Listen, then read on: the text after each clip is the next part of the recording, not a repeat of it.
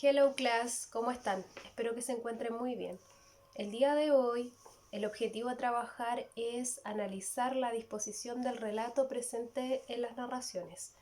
Ya hemos trabajado anteriormente con lo que es el tiempo y el espacio dentro de una narración, ¿verdad? Y dentro del tiempo tenemos la clasificación del tiempo del relato y el tiempo de la historia. En el tiempo del relato es donde nosotros el día de hoy nos vamos a enfocar, ¿cierto?, en esta disposición del relato. ¿Ya qué quiere decir esta disposición del relato? Quiere decir que es la forma a través del cual, ¿cierto?, nuestro narrador nos va a presentar los hechos dentro de una historia. Es decir, nuestro narrador nos va a organizar los acontecimientos de acorde a cómo él los vaya señalando. Tenemos que dentro de la disposición del relato nos encontramos con tres elementos o clasificaciones. En el número 1 tenemos ab ovo, ¿ya? Que quiere decir que el narrador nos presenta los hechos desde el principio de la historia, ¿cierto? Con un orden lógico lineal, ¿ya? Presentado como la causa y el efecto. En el aspecto número 2 tenemos in media res, ¿ya? Aquí quiere decir que el narrador nos presenta la historia desde un punto medio, como su nombre lo dice, in media res. O sea, desde ese punto medio los hechos o acontecimientos van a avanzar o retroceder desde este punto específico.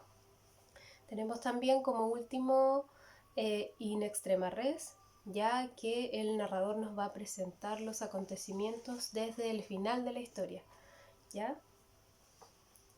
Tenemos también un orden temporal dentro del relato que puede ser alterado, ¿cierto?, por el narrador, quien rompe este orden lógico lineal, ¿cierto?, de los acontecimientos, disponiendo de un discurso narrativo, ¿cierto? Estas rupturas temporales, es decir, los quiebres dentro de la temporalidad de los hechos, se conocen como anacronías. Dentro de estas anacronías o quiebres dentro de una narración tenemos dos, es decir, se clasifican en dos tipos. La primera de ellas es analepsis, ¿ya? ¿Qué quiere decir estas rupturas? Es decir, que el narrador nos va a presentar los hechos desde un distinto momento en particular de la historia. La analepsis alude a una retrospección de un recuerdo al pasado, ya que va a presentar el narrador a medida que se vayan desarrollando los acontecimientos.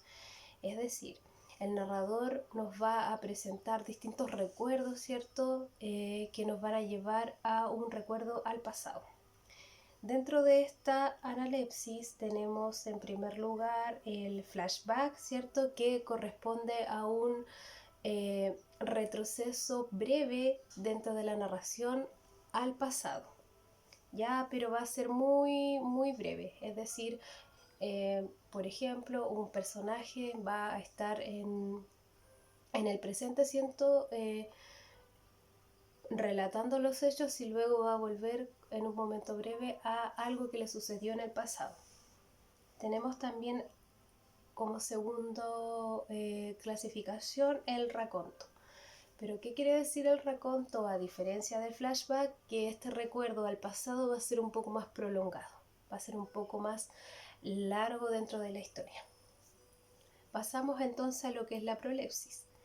Ya corresponde a una mirada hacia el futuro. Es decir, el narrador nos va a presentar dentro de la historia una perspectiva enfocada al futuro, a lo que nos puede suceder. Y dentro de esta clasificación destacamos en primer lugar el flash forward, ya que es un recuerdo al presente pero breve.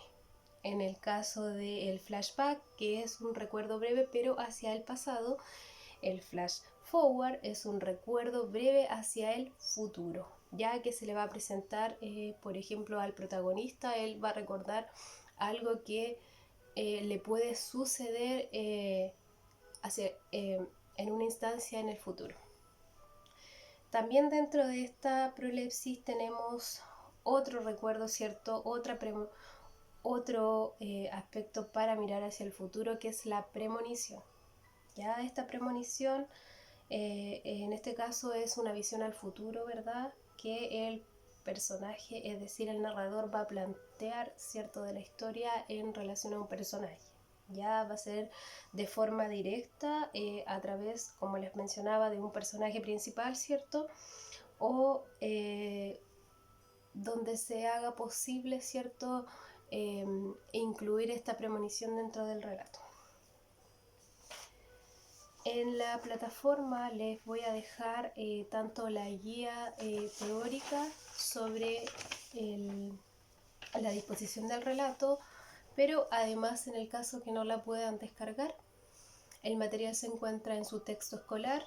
En la página número 100 y 101 ustedes pueden encontrar las anacronías, ¿cierto? De los dos tipos que se clasifican, estas dos anacronías, estos quiebres temporales dentro de la historia, dentro de un relato, que son principalmente desarrollados por el narrador. ¿Ya?